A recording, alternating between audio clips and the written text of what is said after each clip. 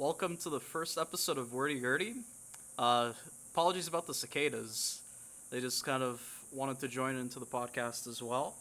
But the Wordy Gertie podcast, it's essentially kind of like a general talk and discourse about like hot topic issues or just general kind of subjects just to talk about, where it's kind of a guided dialogue between two people.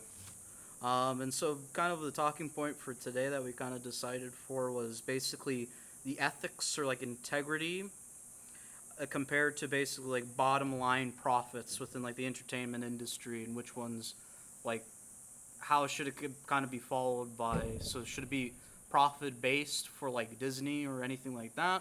Or should it be more basically the primary function that it was supposed to be for? And so we'll kind of get into that concept and everything. But first, who I got today is, if you want to introduce yourself. Hello, my name is James, and I am not a business expert. Yes. Neither of us are business experts.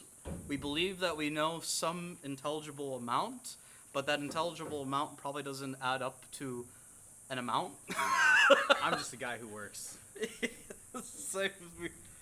And I am Stefan. And so the main concept kind of behind this is basically the whole idea of, I guess probably the best way to move forward immediately is just basically the article that came up we discussed beforehand, the Disney article where it's like some small kid that was in love with Spider-Man, like so much in love with Spider-Man, but he had basically a genetic disease that he died early, and the father wanted to put on his funeral stone, basically the Spider-Man image, but they had to get the copyright from Walt Disney, and we can guess where that fucking went, which was basically they said that they rejected it, and they said it didn't fall in line with Disney and the idea for Spider-Man in terms of its relation to death. So that's why they didn't want to put it on the tombstone. I personally believe that's complete bullshit, and they were basically trying to protect their copyright. But to me, that kind of goes to the question of you're basically blocking off that copyright for, like, what is this the father going to do? You don't, when you block off a copyright, it's because you don't trust the other individual to not make a profit off of it or try to profit off, which is a good business practice, but this is supposed to be the company that makes dreams come true. And this is a dead child that loved Spider-Man so much. They're basically saying, no, we're suspecting that the dad is going to sell the fucking tombstone on fucking eBay because it has a Spider-Man logo. I don't think that's their concern. Oh. Now, and before I go on, I gotta say, I also think that this is just BS. I understand where the company's coming from, but if it were me, if I were the father, I would have just done it and not even contacted them. He said as well, like, the dad said as well, like, he was basically not really going to support Disney anymore, which to me is, I mean, like, that's totally fair. But as far as it goes, at least on Disney's side, I don't think it's so much an aspect of them believing he's going to try to monetize his son's death or something. I think it's more they're just protecting their image, their properties. Yeah. Now, I mean, it's kind of BS, but I can see how it would be a little weird. Like, you take your kids to the graveyard to go visit Grandpa's grave. He passed like a year ago or something, and they loved him and all that. And as you're going through, your son, he's wearing his little Spider-Man shirt. He loves Spider-Man, and you pass this one tombstone, you see it, Spider-Man's face. And your son stops, he sees it too, and he's just looking at it, and he's already thinking about death. Yeah. I mean, it can do a lot of weird things. It can put a lot of thoughts in people's heads that a company that profits off of that image might not want in people's minds. Yeah, and that to me is where it's like, that's the baseline of it, where it's, I would say that's the general, like, talking point is, in terms of it, Disney is a business, but is it more in point to go purely on terms of profit and to focus on that, or as well to focus more on, like, the ethics of what is the purpose of your business? The purpose of the business for Disney is to make magic happen, or at least it's kind of on my side. And the whole thing with that is, why the hell it's cutting corners, or it's basically making a fake product, essentially, because it's not actually following the purpose of the magic. It's entertainment and media. It's all smoke and mirrors. But, I would say that Disney actually does have some pretty good service when it comes to their consumer base. Now, I think my biggest thing isn't so much their movies or animation, anything like that. I think it's the best example you can get for the corporation is Disney World, the theme parks, you know? Yeah. So, like, you have, like, the actors going around in character. You're not allowed to have two characters in the same area where you can, like, have someone see two Mickey Mouses, you know? That's a no-go.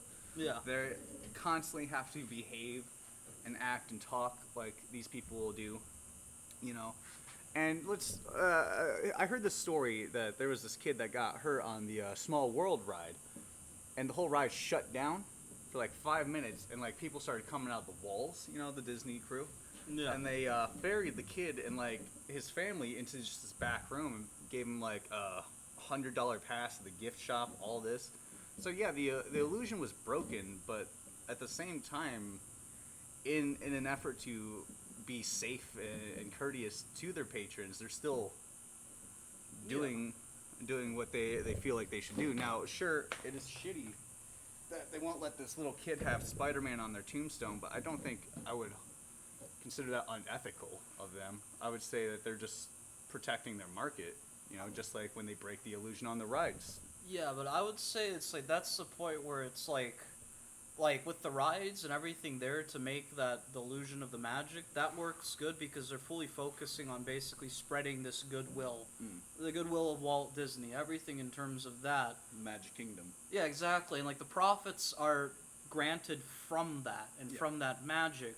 And that's also, it can kind of expand a little bit to the greater entertainment industry, but you kind of then have a point where they're protecting more of their profits rather than actually trying to go with the goodwill in the Disney name to spread good press, but not even good press, but to just do a very good, wholesome deed, which, what is Disney, their whole purpose in terms of is good, family-friendly, wholesome content. Your That's classic that's their whole nuclear purpose. Christian family kind of entertainment. Yeah, and exactly, and now where that went into, and like I see a lot like entertainment where they curve their main purpose with Disney is the wholesome family. They curve that whole point because they want to protect their profits, but not even profits to still operate as a company, but profits like extra profits. It's more to the CEOs to make that money there. Sure.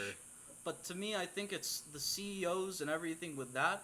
It should not be the main thing should always be about the main focus of basically what their purpose is there, rather than focusing on let's make more money in terms of that. The other one is like the Lion King remake and shit. A CEO of a company, their purpose, their job, is to maximize profits and efficiency for the company.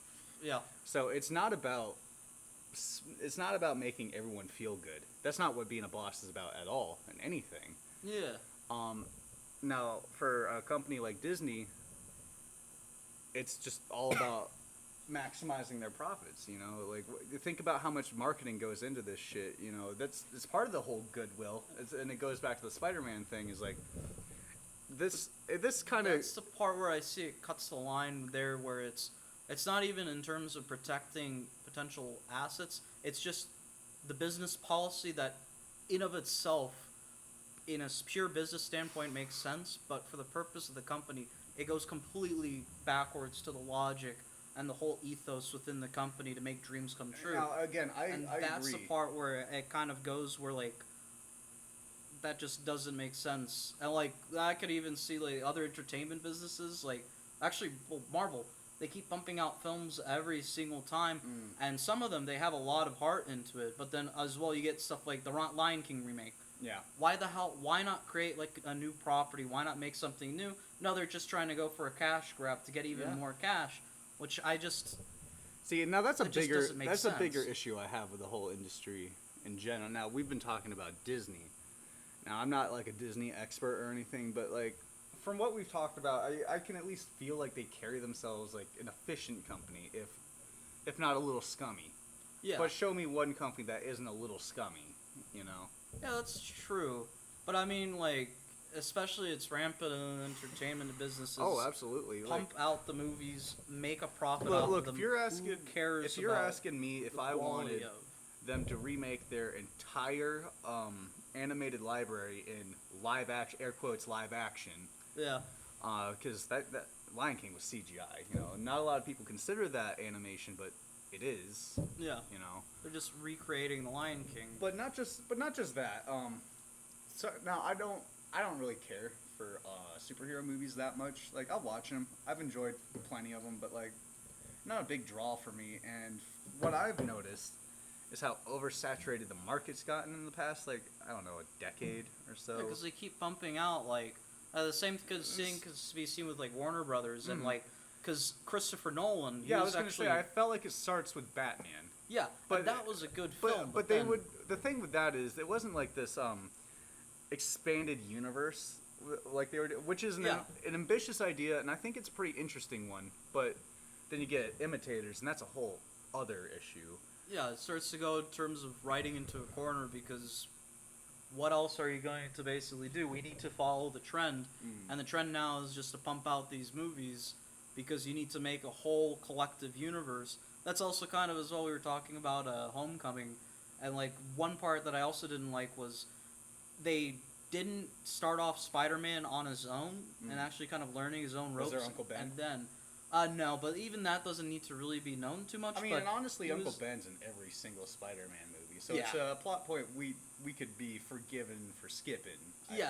That's a given. But like, I think with that, it's they did care about the quality of it, but for sure there was the producers in the background saying we got to make money off of this Civil War, we got to connect it. It's like, well, can't Spider-Man start off on its own nebulous part and then connect? Like maybe the next film should have been. That's when Iron Man gives him the suit, and then that's where he starts to learn on that part. So it gets pretty rigid once you have like this entire universe that you have to conform to, because you know they don't mess around. Like they did comic books first, so continuity is something that's in their head, and that's just a lot to juggle already. Yeah, and that's the part is it's continuity, but it's not continuity for the sake of the story. I'm not talking about as well like Infinity War stuff. That was actually done really well. But like with the Spider-Man one, they're doing continuity for the plot, for basically the Marvel Cinematic Universe, rather than really focusing on Spider-Man and trying to build him up as a character within the universe. See, that's how I felt about Age of Ultron. Yeah, that was a cash grab. Such a nothing movie that only served to basically be the middle step to the next big Avengers movie. And it would have been great if they actually involved Ant-Man into that, but I know for sure what happened He was in Civil War, I think. Yeah, but that was because they had to make an Ant-Man movie first. Oh, yeah, And you see, that's the money. They gotta fucking put that in, because that's gonna lead up to more sales in the future. And, like, that's the part where I have the issue with, like, you don't have actual films starting to really be made where there is care for the main story. It's more, is this going to sell well, and is this going to be reaching, like, a large enough audience? And it hits an issue, too, with, like, people like me, who don't really care about these superhero movies too much, but like we'll see them on occasion, you know, go to the theater, or like, you know, has a bunch of friends who just love them, right? Yeah. All right, and you watch one, and you don't know what the fuck half of all the plot is, because it just references all these other movies and stuff. Oh, yeah. Everyone will be like, oh, it's that guy, or they'll point out some item or something. That is actually like one of the comic book things that is really good. Yeah, it's an interesting aspect, but also it's really cumbersome to the casual moviegoer, you know? Yeah, that's true. You have to then watch like all of the other Exactly. kind of Marvel Who's parts. got time to watch the whole expanded universe? Yeah, that's definitely true on like that part, but like that's where I kind of see it's like they kind of set up. It's like I forget what was the a Food Inc. or something, where the guy was saying he was a cattle rancher going against big business, the big cattle industry. Yeah. Because it's like everybody's focusing on the minutia, the small little details and everything to build the most efficient cow slaughtering thing. But they're not even looking at the big picture of like, well, what is this really doing? What is this doing for the quality of the meat? How is this actually operating in the big picture? And instead it's focused on those profit margins where... On just sheer volume and time or stuff like that. Yeah. I like that part, it just really kind of stifles, like... again, that's like really big in Hollywood and everything, because you got fucking... But I think the only film that I'm looking forward to is like the Quentin Tarantino. Because the Lost in Hollywood or something... Once Upon a Time in Hollywood. No, I think someone was telling me about that the other day. And that looks like, because it's Quentin Tarantino and he actually really cares about making films, that's actually really, really involved in terms of making the work its own work rather than getting the studio executives going, okay, this is what's going to make the most profit because we got to sell stuff. And, like, that's where I don't like the degradation of that, because it's getting rid of the main focal point, which should be really doing that great content and really just making all the full efforts to make something like that, and rather partial aspects of it is basically, well, we need to connect it with this because we got to sell more merchandise, or we got to connect it with a greater universe. It's like, well, why? Well, because it makes more money. It's like they don't even have a general script plan ahead for the new Marvel cinematic shit after, like, Iron Man left and everything and stuff like that. But, like, there's no real general plot point, but I know for certain it's going to be something Spider-Man's going to be on a team. And he's going to be with the Avengers and shit like that, which that's kind of interesting, but that also goes against kind of his, like, main character and who he is. He's always going to be the downtrodden, like, everyman. He saves the day, but because he saved the day, he missed out on something, and now he has to pay rent, but rent is double due because he can't pay for rent. And it always messes him up at the end, and he can never get a break. Just like every other person in life. Down on his luck college kid, basically. Exactly. And, like, with this, and, like, that's like Tom Holland's Spider-Man. He's a really great Spider-Man as, like, Peter Parker, but the script, it served more Iron Man and connecting him into the greater universe, it was essentially than building him up. An Iron Man movie. Yeah, I mean, and even with, like, the cover, it's Spider-Man generally in the foreground, and just right behind him is Iron Man flying. And it's like, that doesn't, like, Thor had his own film first starting off. I was gonna say, Iron Man, Captain America. Like, the whole Thor Ragnarok is a similar situation to that, where it was a Thor movie, but really it was everybody was. It was a Thor and Hulk movie. Yeah, which is actually interesting because I don't think they're gonna make another Hulk movie.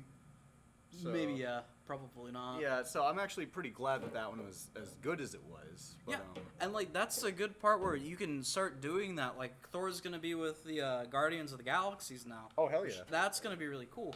But they at least built up the character starting off. And honestly, I think because of that was kind of Marvel first having to gear their guns, and actually they could really fail. So they really have to focus on the genuine aspects of each character and really building them up. Yeah. Now they don't have to, so now it's more profit focus.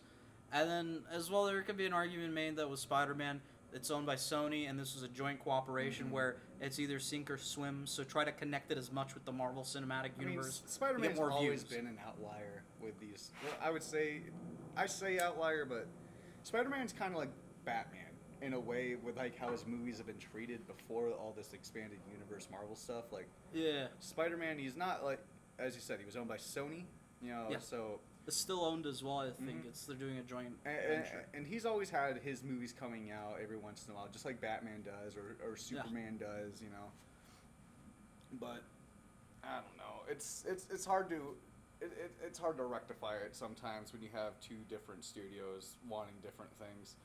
The Dragon Ball. Okay, I have 2 points. This is Dragon Ball Evolution. Yeah. I wanted to talk about Pokemon, because Pokemon's another one of these things. Also, though, that's another, because when you said about Pokemon, Nintendo, that's one of the few products where they say it's like, Nintendo's, I think, is like a really good balance in terms of marketing, but also really keeping the genuine characters intact and the whole culture of Nintendo. Because I think that's the oldest gaming company ever. It's like Pokemon 1500s. is really solid in what it's going for. You know what a Pokemon game is every time. It's the same thing. But that's actually the issue I'm driving at here. Now, it was pointed out to me recently that Pokemon games, they do evolve, but not really. They're always going to be the same thing, where, like, you have your 3 starters, you go through, get badges, fight people, whatever. And it's always the same exact thing, right? The story might be different, might have different Pokemon, but it's the same formula. Yeah. And it was pointed out to me, and this is, of course, totally obvious, but it's all to sell merchandise, right? Now, Pokemon is the biggest franchise in human history. It makes more than, like, The Simpsons, it makes more than fucking Game of Thrones, Marvel, all this stuff. And now, most of its sales, most of its revenue isn't from games, movies, cartoons. It's all just from plushies and shirts and shit, I can see that. So the games only serve to sell the merchandise. What they'll do is they'll make a generation, right? Yeah, the new generation Pokemon. And You shit. have your new generation Pokemon. A year or so later, they'll make the special edition, and then a year or so later, they'll make like a remake of an older written edition. Then they might make a version 2 of the new edition that they just made, and then they'll make a new generation. And this is the cycle. It will do that each time, and it's only to keep your mind fresh. New Pokemon, old Pokemon being made new Pokemon. Yeah, but that's as well. Like they always still kind of keep the core concept, and it's always trying to focus on the quality of the game. But this is I wouldn't say they focus too much on the quality of the game as time goes on. That's what I'm saying is they're kind of stagnating. You know, they're the same thing. I would say that a general counter to that would probably be like a good example is like Paradox, where once they went into the Swedish fucking trade union or whatever it was, once they had stocks, I mean, that's DLC up the fucking yin yang, and more importantly, they ship out games where they have some general structure where they try to ship it out. Yeah, they're incomplete, and then DLC adding on to keep you're right, going. And the DLCs are usually like a third of the base price, you know, and it's yeah. If you're buying Paradox games, buy them during the summer sale. Hot tip. Yeah. Fucking like 90% off. Oh my god, I still spent $100. Fucking all the DLC.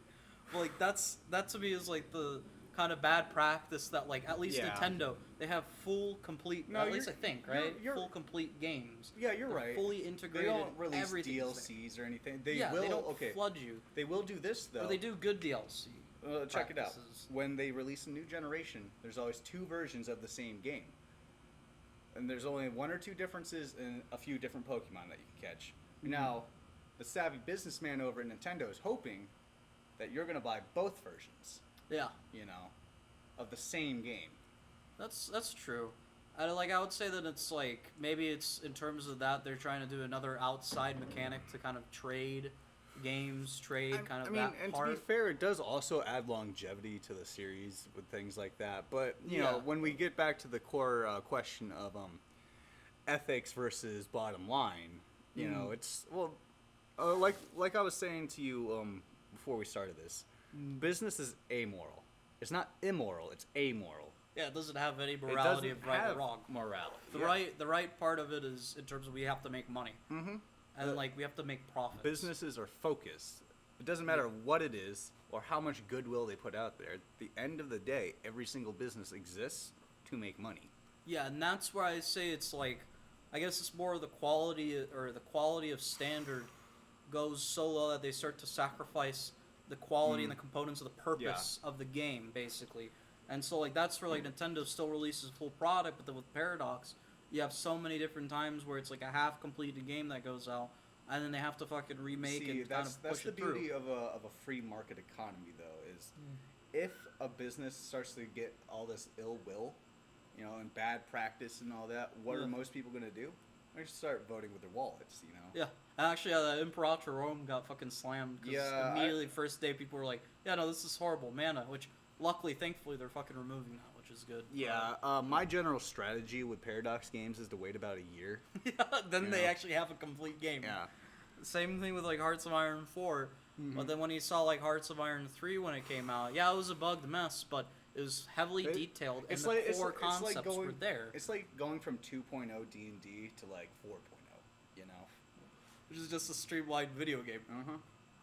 You see, that's the part that it's I don't know if it's just a symptom of society or the successful businesses and stuff soon enough you kind of go through, but I don't really think it is, because a lot of the Japanese, I don't know of the other ones, but I know Nintendo's very old, so they have that tradition to hold up, but that tradition helps make full concrete games, fully in contact, and it's made. Same thing a lot of the old Hollywood directors and everything, they go in making a full concrete film. They're looking for cash, obviously, because it's a job.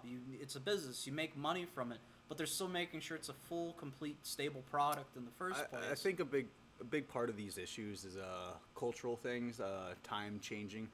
So, integrity, you know, that's an interesting one as well, because I would say with times changing and stuff, that's not also an excuse for even though it's adaptation. I'm not saying it's an excuse. I'm saying I think it's their excuse, you know. Oh, yeah, and that's because that still doesn't kind of to me excused in terms of the general quality. No, It's still, again, like, I'm not adapting saying through. it's valid. I'm just saying I think that's what they're thinking. Yeah, they could cut corners Yeah, to do stuff. Yeah. Not to mention, if it becomes common practice, they feel less bad about it. Now, this going back to Japan real quick.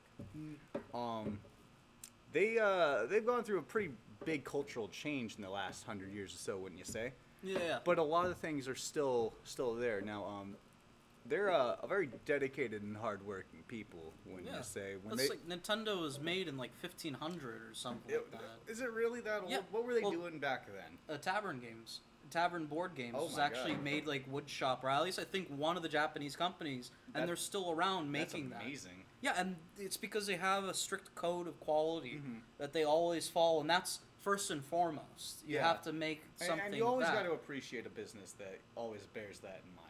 Their mission statement. Yeah, and that's exactly it. That's the core where I see where it kind of follows everything, including like the Disney.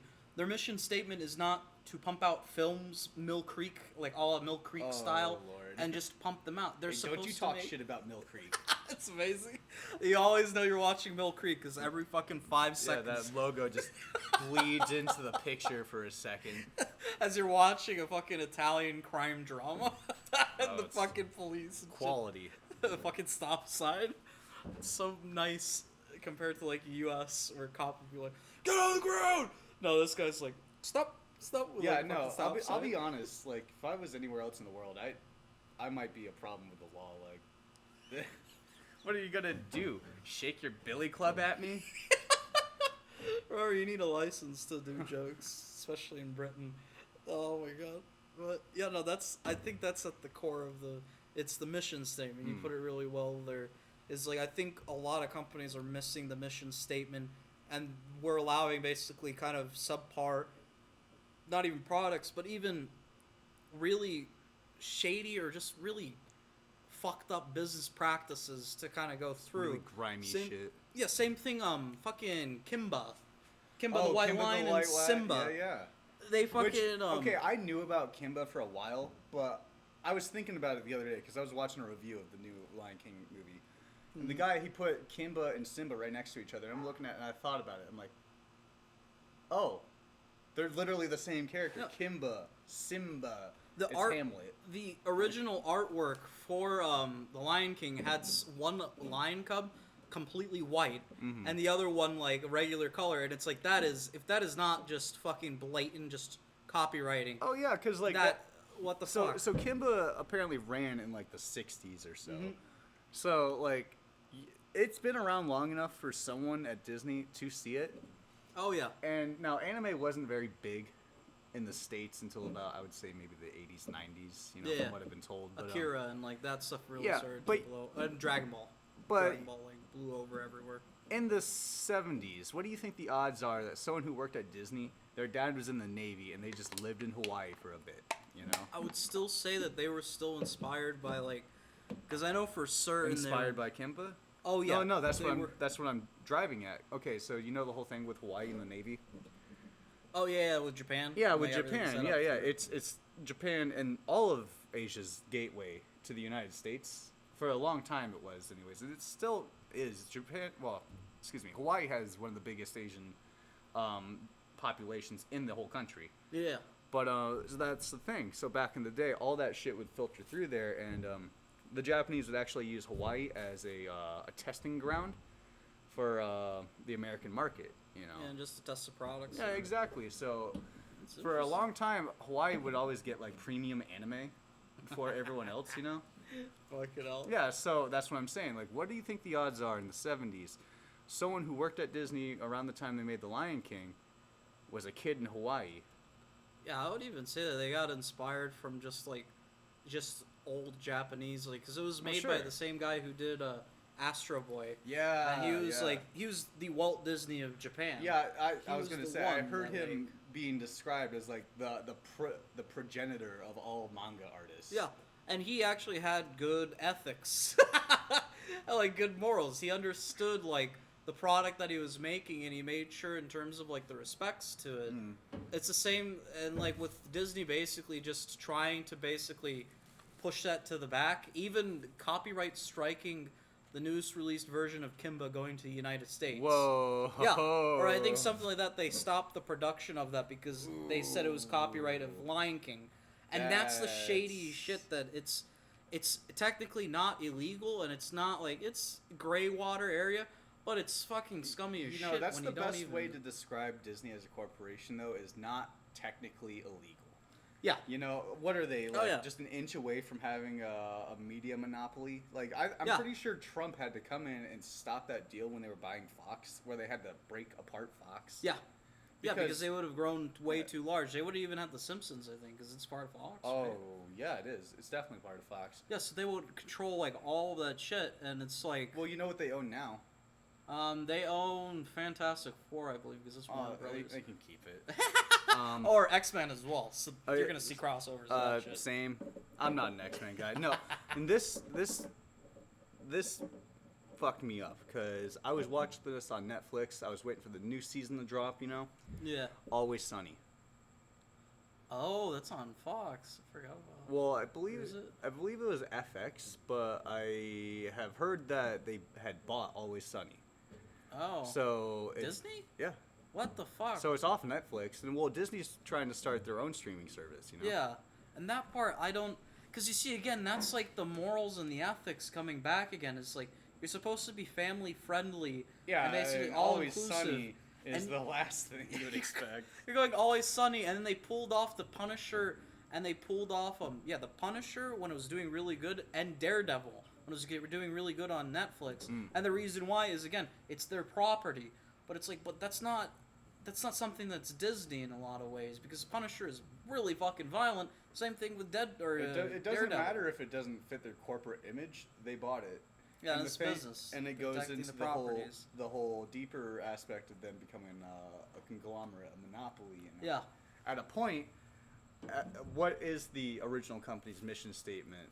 What is the relevance to the entire being now? It's starting to turn into like a megacorp. Exactly. Pumping out Star Wars, Marvel. That's another one. Is Star Wars is just like a wreck because Oh yeah, it's dude. focusing I don't on- give a fuck about Star Wars anymore. it's focusing on profits and market kind of mediums, or what is it, like getting the widest space of audience members possible, which the original series they did kind of do that. Why is it that Lando was, or what was it, A New Hope had no black person at all? Oh in the yeah, fucking then all of a movie? sudden they're everywhere. Yeah, then Lando I mean, comes in, and like And that that's was that's all fine. that was but- getting to a larger market there, but Yeah. like with the new But it's Star also Wars, about a galaxy, you know. So like, Yeah. you can argue like it's a little weird.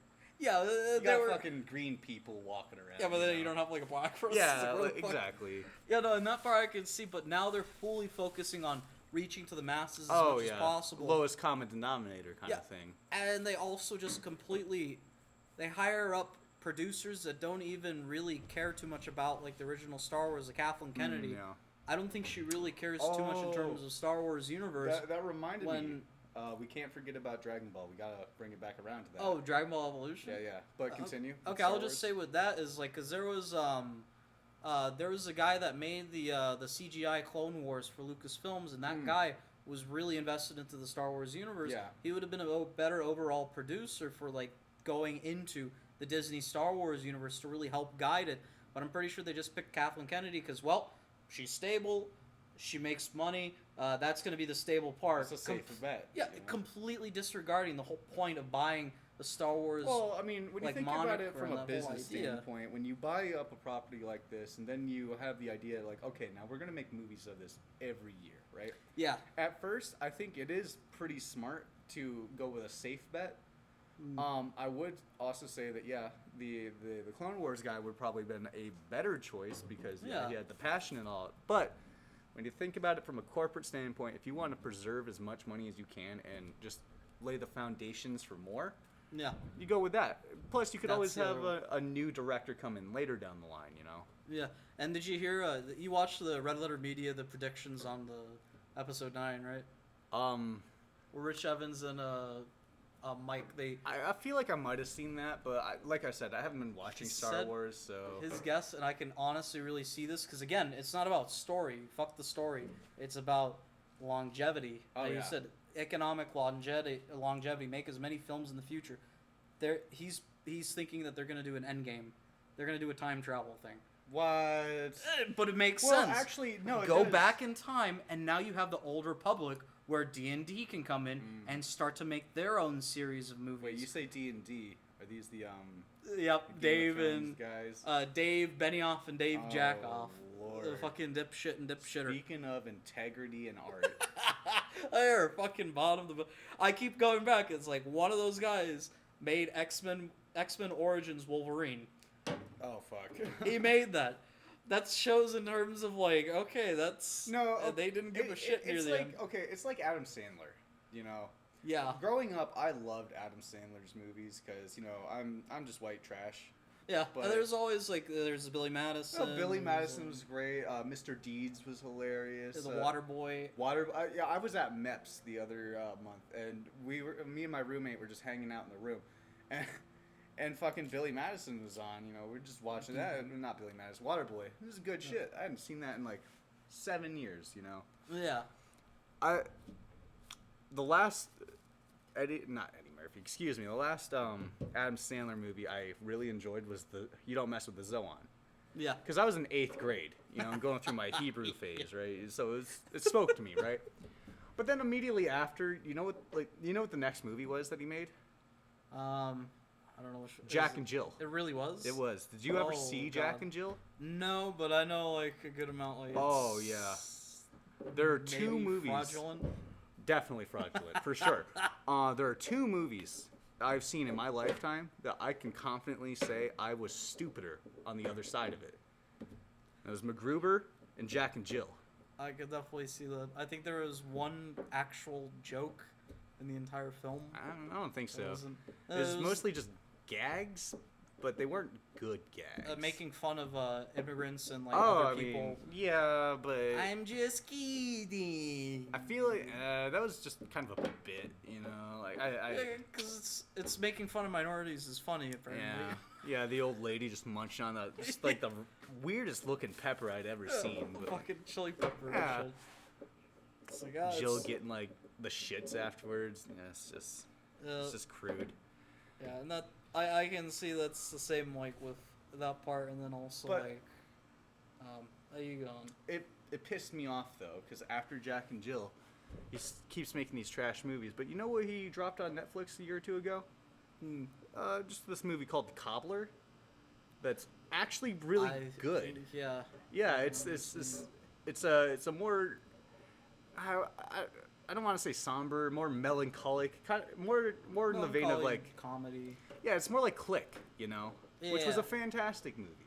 So you've seen it, right? It's about the guy. He's got this magical like cobbler's like fucking rack that he inherited from his dad, and it gives him the power to become the person whose shoes they are. You know, if he wears the person's shoes that he's fixing, he basically takes on their form. You know, so he just goes out and lives life in different like people's shoes every night. You know, Yeah. meets his dad who had disappeared. Turns out he was just wearing like Steve Buscemi shoes. You know, so like it was an interesting movie, and I just got so mad because it just proved to me that Adam Sandler still knows what he's doing and is still capable of making a quality piece of media, but he just Just shoving out yeah, garbage. he to make realizes money. that he doesn't have to. You know, he could do the easiest thing and potentially just spend no money. You know, get like free shit like Jack and Jill. You know, I'm sure it was nothing but corporate deals for product all placements. of his and- SNL friends. yeah, and yeah, it was all just everything. one big ass free paycheck for everybody. I'm like, that's the fucking. It's That movie was so bad that Al Pacino wanted his names taken off the credits. really. Yeah, but he's like a main character. Yeah, yeah. He has to get his. What was it? Say hello to my chocolate blend. Oh He has to have his chocolate blend. The whole thing is like Adam Sandler is like, and this is something he does in his newer movies too. He's always like a Hollywood executive type. Yep. Or like big company businessman, like Ad a marketing executive director. Yeah, or exactly. shit Which is a like little that. telling when you think about it now, right? Yeah, you gotta put the ads. Yeah, and he always everything. lives in a big house with like some Mexican wife and like 2 kids, right? He always has a very certain computer Sony products. Sony Vios. Yeah. Yeah. Sony Vios everywhere. It's like, Yeah. oh, this is very convenient. So the whole thing was, he works for this ad company, and he's working on this ad for Dunkin' Donuts, or he wants Al Pacino to be like the guy in it, you know, the main thing. And I was like, nah, man, you got to do something for me. You know, I don't really care too much about this.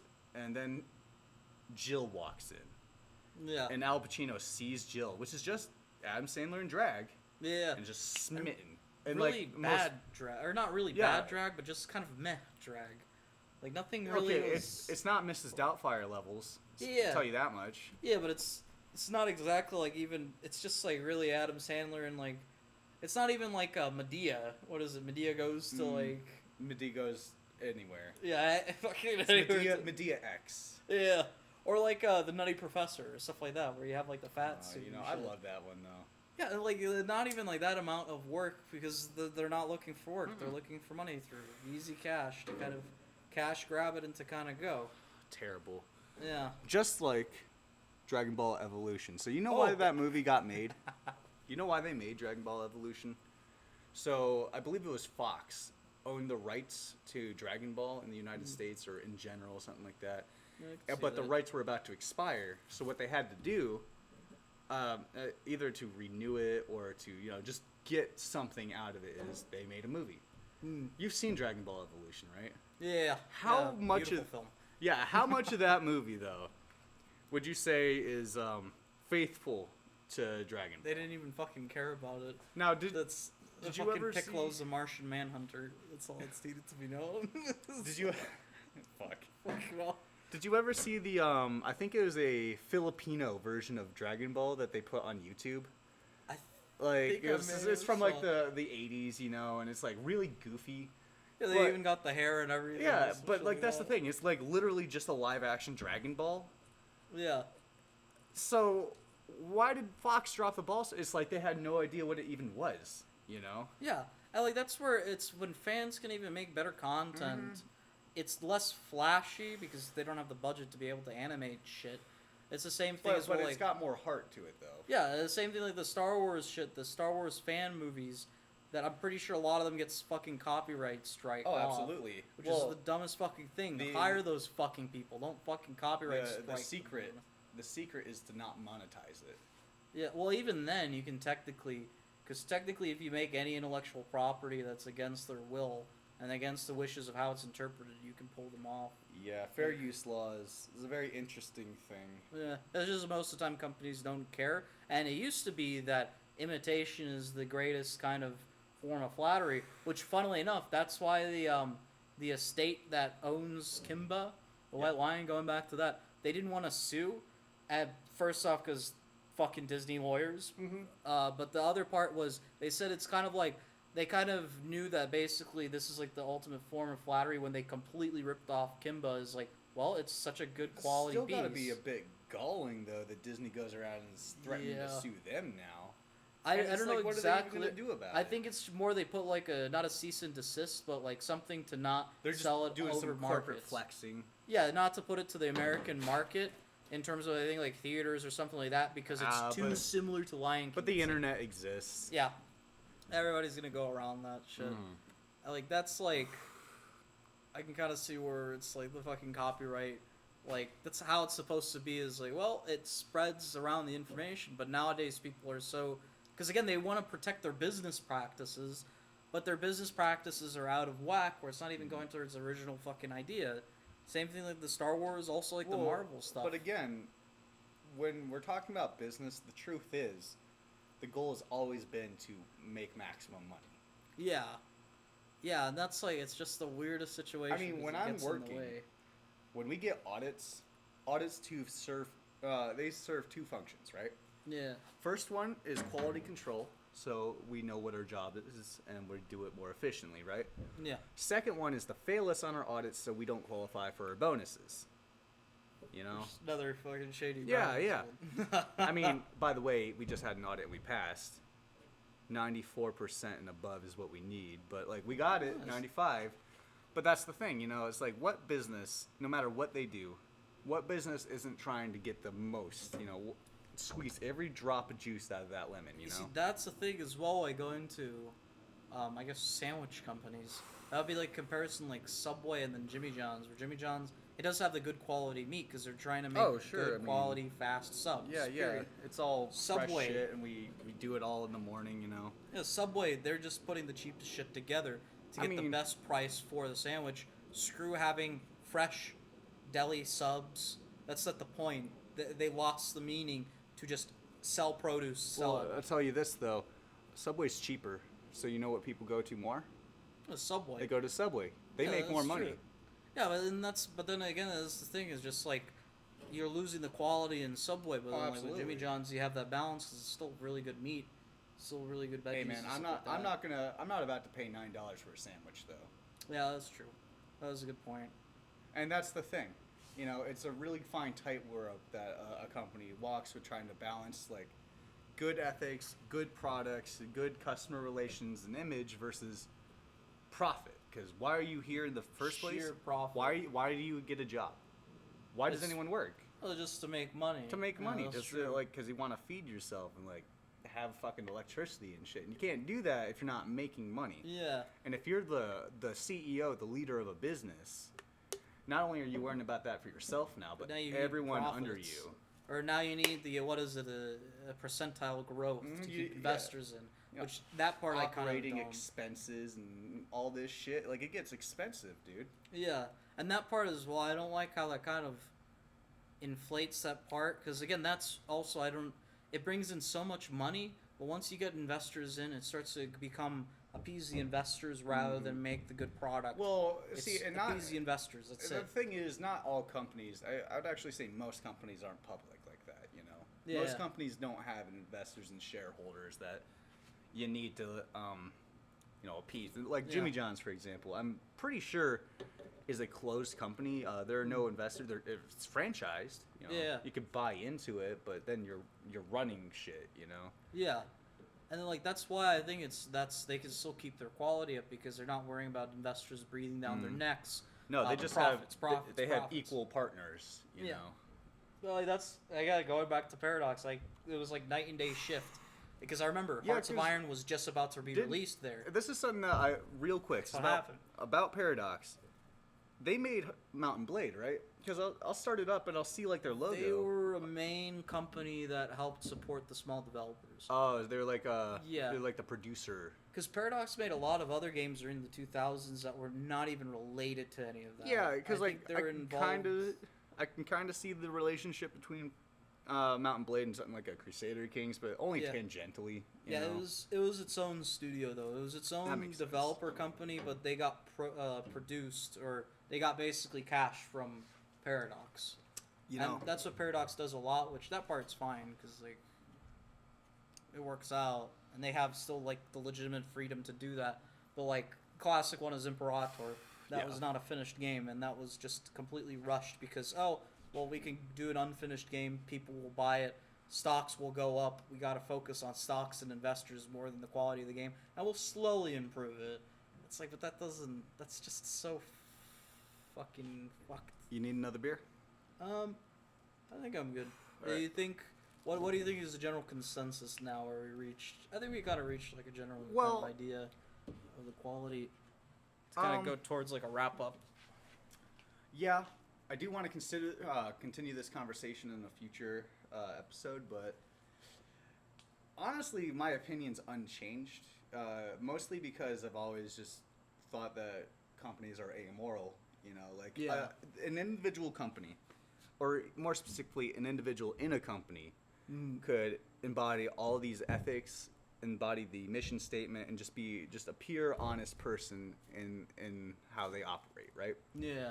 That doesn't mean that that's how the whole company's going to operate, or even if that's... It's not going to make them more money, though. Yeah, it's not going to make them more money either. Like, when I work, you know, I give people free shit all the time just to avoid, like, customer confrontations. That's actually something we're told to do, you know? I could easily see that, because it's like a very good way. It's such an easy way to diffuse, like, an angry customer is to give them a free bag of chips, you know? Yeah. Everyone loves free stuff. And that cuts into our profits, you know? That costs into my COGS, my cost of goods, you know? Again, that affects my bonus. it's a balancing act of how nice am I gonna be in maintaining customer service and a positive image for the company, versus this person's being outrageous, might be lying about their thing, just making a ruckus for free shit. Yeah. You can't just say the company's being immoral either. People. Yeah. And It that could be just as bad. I can see that part as well, and like I think it's just the issues that we're going off the deep end on the other way, where we're focusing far too much on profit, to where basically the mission statement is being sacrificed. But maybe that's also just the fate of growing companies. The larger that they grow, the more they're gonna go off of their mission statement because it doesn't make as much money. I will say that we are sorely missing integrity in the modern business world, but I wouldn't go as far as to say that's a new problem. Yeah, that's true. But we still got like those old companies that still kind of put out genuine products. Yeah, I mean, surprisingly enough, it's all coming from like Japan now, but like there used to be. It depends. It depends on the corporation. Yeah. Because actually no, that's true. Metal Gear, what was the company that did Konami? Fucking firing Kojima. Oh, for what? Nothing. Oh, they wanted to make phone games, even though this is the guy that made the fucking company with Metal Gear and fucking Silent Hill. Hey, he made the fucking company, but no, they let him off because he was doing a way too ambitious game that would make a good amount of profit, but would be amazing and would last, but that doesn't make as much money. Mm-hmm. Prestige doesn't make money, it just helps in the future, kind of. Prestige can help make money. Yeah, but then it's like if you already have enough, now it's just you focus on get as much money as possible. It's like Valve, they're never going to make Half-Life 3. They're never going to make Team Fortress 2, Portal 3. Yeah. Never. Because that one I think though was a legitimate change of mission statement, because they wanted to make a genuine product, and they made Steam, and Steam works out really well. Yeah, no, I mean, it's a very good product. I would use Steam any day before I use whatever the Origin, the EA one, or Epic, the Epic store. I don't even know what the fuck they got going on. It's basically what happens with that, and that's specifically Mordhau came out, and now Chivalry 2 is coming out. The big thing with that is like, wait a minute, there's already a Chivalry 2 that's Mordhau, but then the other part that's gonna suck for them is they're doing everything where Mordhau basically did that, but better. Maybe Sieges and the general feel would be better with Civ 2, but why it is just going to bomb, not releasing on Steam for the first 2 years, going to Epic Games first. It's shot in the foot before it's even out. Yeah, it's you went to the wrong bazaar, buddy. Yeah, it's what is it stopped before the race even began. Strangled in the crib. Yeah, strangled in the crib. Not even it's already done, and it's not even out because that's not gonna sell for shit. Yeah, no, I'm not gonna get no Epic Game thing just to download this. No, dude. Yeah, I think we got a good consensus now, though. Yeah, I'd agree. Although I think we should bring this up again at a later date. Yeah, definitely. There's more that we could scratch from this. Yeah, there is a different avenues to kind of talk about. Oh yeah, we didn't even talk about Bethesda, which is something I was going to bring up. That's the other that would be an interesting one, basically in terms about mods. Or actually, I'll say now this has been, I guess just signing off. This was the first episode of Wordy Gurdy. Definitely a lot more amateur now, but it's definitely going to be improvements. More professional than the previous attempts have been, believe us. Yeah, whatever the in the making podcasts are, but you any last statements? Smoke weed every day. Yep. 420, blaze it.